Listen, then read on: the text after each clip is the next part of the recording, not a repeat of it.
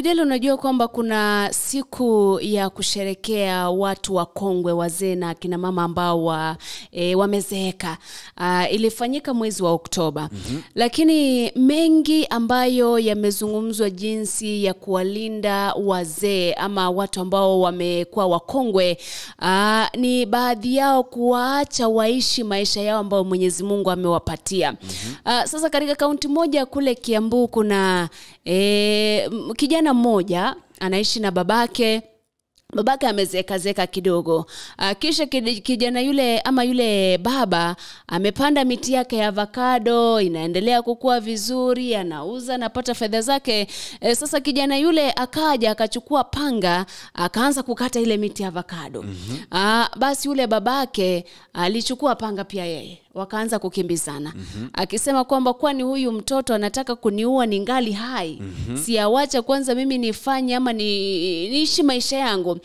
Kisha baadaye nikiondoka basi achukue hivi vitu ambavyo anavitaka. Kwa hivyo ni swala moja kwamba wakati mwingine mizozo ya shamba, mizozo ya kurithi mali, mizozo ya kutaka uchukue cha babako ama cha mamako, inashurutisha vijana wengi wanaangamiza wazazi wao kwa sababu wao hawajajipanga watafute mali jinsi wangependa pia waishi. Sijui kama wewe umeshuhudia Videle kisa kama hichi eneo ambalo unaishi, kwamba jamaa anaona kwamba huyu mzee amezeeka kabisa, inabidi tu nimuondoe ili nirithi shamba. Nimeshuhudia visa vingi vya aina hiyo Masi.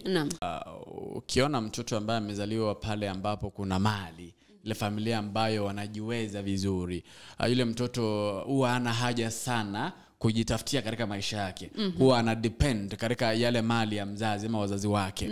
Unapata kwamba sasa wanafikiria kwamba ni lini huyo mzazi atatoka duniani aniachie nirithi ya mali. So visa kama hivyo huwa tumevishuhudia katika sehemu mbalimbali Masi. Naam.